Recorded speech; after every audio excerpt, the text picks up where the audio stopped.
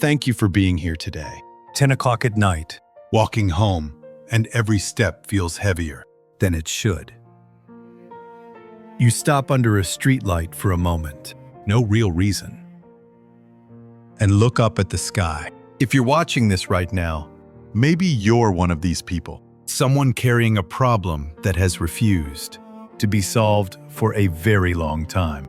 Someone who has been praying, and still no answer in sight. Someone who trusted another person deeply and was deeply let down. Someone who has given everything they have. And life still hasn't gotten better. Life brings those moments to all of us. Situations we simply cannot carry on our own. Problems with no exit in sight. No matter how hard we think. The weight of it all. Carried home alone at the end of another day. And the moment you close the door behind you, The tears that come from nowhere. Friends, where are you looking for help right now? You reach for people. they comfort you. But the comfort only goes so far. You reach for money. It steadies you. But money always has a bottom. You reach into yourself, your skills, your strength, your resilience. But even that has a wall it can't climb over. Maybe we are all, in some way, people who are slowly wearing out from searching for help. And today, a question asked 3,000 years ago echoes quietly into this room. Where does my help come from? Psalm 121, verse 1. This is not the confident declaration of someone whose life is going well. This is the desperate cry of someone who absolutely needs help right now. And then, in the very next verse, the poet answers his own question. My help comes from the Lord, the maker of heaven and earth. Today, let's sit with that one sentence together. I want to be honest with you about the ways we look for help. When something goes wrong, Most of us reach in one of three directions. People, money, ourselves. First, people. When life gets hard, we call someone, a spouse, a parent, a close friend. And when they listen, something in us releases, at least for a moment. But here's what I want you to honestly consider. That person is already carrying their own weight. Every time you lean on them, they feel it too. No matter how much someone loves you, they cannot carry your whole life. I talked it through, so why am I back in the same place 3 days later? Why does it never quite get to the bottom of it? That's not a sign of weakness in you. That's the limit of what a human being can give. People can only offer human help. Second, money. The most practical solution the modern world offers. Money gets you access to doctors. Money gets you a safe place to live. Money gives you options. All of that is true. But some of you already know this from experience. When you finally had enough money, the anxiety didn't fully go away. Money cannot purchase belonging. Money cannot restore a broken relationship. Money has nothing to say in the face of death. Money matters. But money cannot reach the deepest places in a human life. Third, ourselves. This might be the loneliest road. When we can't lean on anyone, when we have no other options, we just try to handle it ourselves. Work harder. Learn more. Get stronger. But can I show you something?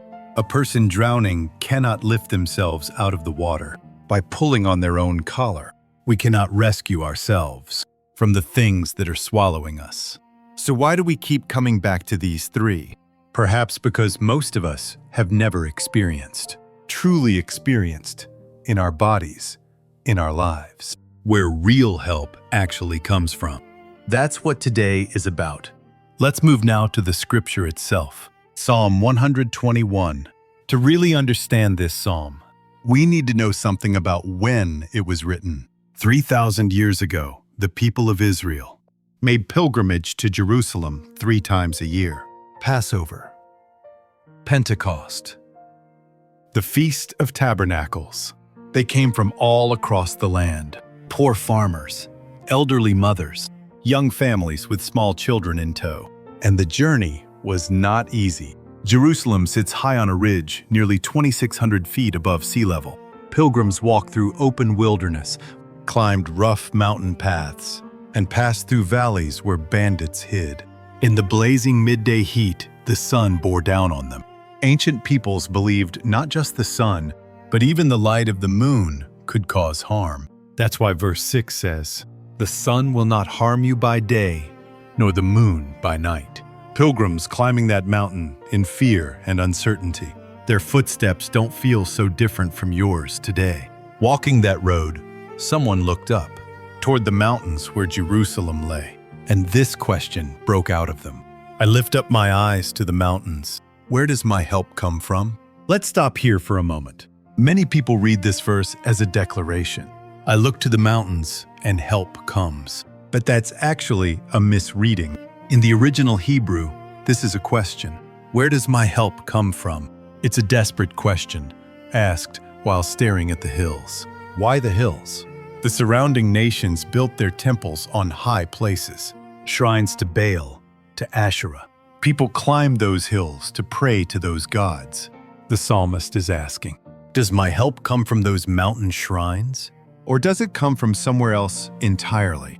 And then the answer erupts in the next verse. My help comes from the Lord, the maker of heaven and earth. Let's unfold that phrase slowly. The maker of heaven and earth. In Hebrew, Oseh Shamayim Va'aretz, the one who made the sky and the ground. Why does this matter? The mountain is a created thing. Money is a created thing. People are created beings. But the psalmist says, my help comes, not from any created thing. It comes from the one who created all of them. Think about what that means. Scientists tell us there are more than 200 billion galaxies, each containing billions of stars. The one who spoke all of that into existence is standing before your situation today. He is not going to look away from you. He is not unaware of what you're facing. He is not overwhelmed by what overwhelms you. Psalm 121 continues, He will not let your foot slip. He who watches over you will not slumber. Verse 3, He does not slumber. People get tired.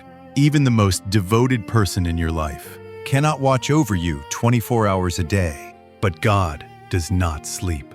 When you're awake at 3 a.m., shaking with fear, He is not asleep. When you cry in the dark and no one knows, He is not asleep. The Lord watches over you. The Lord is your shade at your right hand. Verse 5, your right hand. In ancient Near Eastern warfare, a soldier carried his shield in his left hand, which meant the right side was always exposed. The right hand was the vulnerable side. God says, I will stand at your right hand, at the place where you are most exposed and unprotected. And the psalm closes with this, the Lord will watch over your coming and going, both now and forevermore. Verse 8, coming and going. When you leave in the morning, when you come home at night, every threshold of your life, both now and forevermore. Stand here with me for a moment. Help does not come from the hills. Help does not come fully from other people. Help does not come from money. My help comes from the Lord, the maker of heaven and earth. If you need to pause the video here, go ahead. Take a moment to let what we've covered settle inside you. My help comes from the Lord, the maker of heaven and earth. When you heard those words, what came up in you? Maybe something like this. If God is really the maker of heaven and earth, does He actually care about something as small as my problem? That's an honest question, and it deserves an honest answer. Here's the paradox the Bible keeps showing us. We tend to think the bigger the one offering help, the less they notice the small things. But Scripture says the exact opposite. The one who made the universe also knows when a single sparrow falls. The one who made the universe has counted the hairs on your head. The one who made the universe has written your name on the palm of His hand. A great God is not a God who ignores small things. A great God is great enough to miss nothing, not even you. Here's the second paradox. We think help is for people who have earned it, people who've been faithful enough, strong enough, put together enough. But when you look at the moments in Scripture where God's help arrived most dramatically, there's a striking pattern. It always came when someone had completely fallen apart. Let me tell you about one of those people. His name was Elijah. You'll find his story in 1 Kings chapter 19. Elijah was one of the greatest prophets in Israel's history. He stood alone against 450 prophets of Baal on Mount Carmel. He called down fire from heaven. He stopped the rain and then called it back.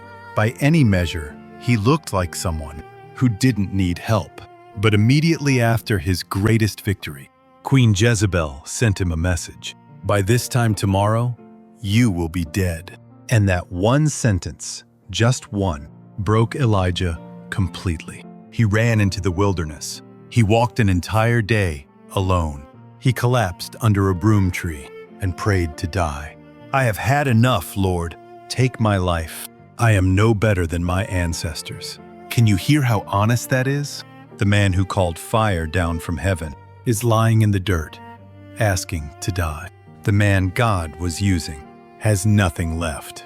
Friends, maybe right now you feel like Elijah, completely empty, nothing left to give. Watch what God did. He didn't preach to him. He didn't rebuke him. He didn't say, "Get yourself together." He sent an angel who placed warm bread and a jar of water right beside Elijah's head and said, "Get up and eat. The journey is too much for you." This is what help from the maker of heaven and earth looks like. The one who spoke galaxies into being comes and sits beside one collapsed human being and bakes bread. Help doesn't come to the qualified. Help doesn't come to the strong. Help comes to the broken, the burned out, the ones who have nothing left. Let me ask you something.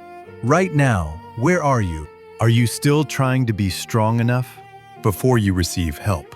Still thinking you need to earn it first? Then here is the most important thing I want to say to you today. The help of the one who made heaven and earth does not come when you are strong. It comes right where you have fallen, and it is already there. Elijah ate the bread. He got up, and that one meal carried him 40 days and 40 nights, all the way to the mountain of God. One piece of bread, but it was enough. The help of the Lord may not come the way you're expecting it. It may not be dramatic. It may not be loud. Sometimes it's waking up this morning. Sometimes it's being able to eat a meal. Sometimes it's a small word of kindness from someone who didn't have to give it. But every one of those things is being handed to you from the hands of the maker of heaven and earth. Today, learn to notice the help that has already arrived. Help is not on its way. Help is already here. The Lord who made heaven and earth is watching over you right now. As we close today, I want to get practical with you. My help comes from the Lord, the maker of heaven and earth. For this to actually move in your life today, what needs to change? 3 things. First, lift your eyes today. Psalm 121 verse 1 says, "I lift up my eyes to the mountains." Lifting your eyes is a choice to shift your attention away from the thing that's pressing you down and toward the one who is greater than it. The problem doesn't disappear, but you practice looking at someone bigger than the problem. Sometime today, even once, will you look up and say out loud, "My help comes from the Lord." Second, change the question today. When we're struggling, we ask, "When will this be resolved? How do I get out of this?" Today, try shifting to this question instead. What is God showing me in the middle of this? From eyes looking for an exit to eyes looking for His hand. That one shift in how you ask the question changes how you see everything. Third, give thanks for the help that's already here. The fact that you woke up this morning, the fact that you're breathing, the fact that you made it to the end of this video. Those may seem small, but every one of them is evidence that the maker of heaven and earth is present with you today. All Elijah received was bread and water, and it was enough. Whatever small thing you have been given today, receive it as something placed in your hands by God Himself. These three things are not complicated, but when they become daily habits, life slowly begins to look different. Will you hold on to this today? Help does not come from people. Help does not come from money. Help does not come from within yourself. My help comes from the Lord, the maker of heaven and earth. He who neither slumbers nor sleeps is with you right now, standing at your right hand, watching over your coming and going, both now and forevermore. If this spoke to you today, I'd love for you to share in the comments what you were going through when you heard this, or what kind of help you need right now. We'll pray together. Thank you so much for being here. It means more than you know.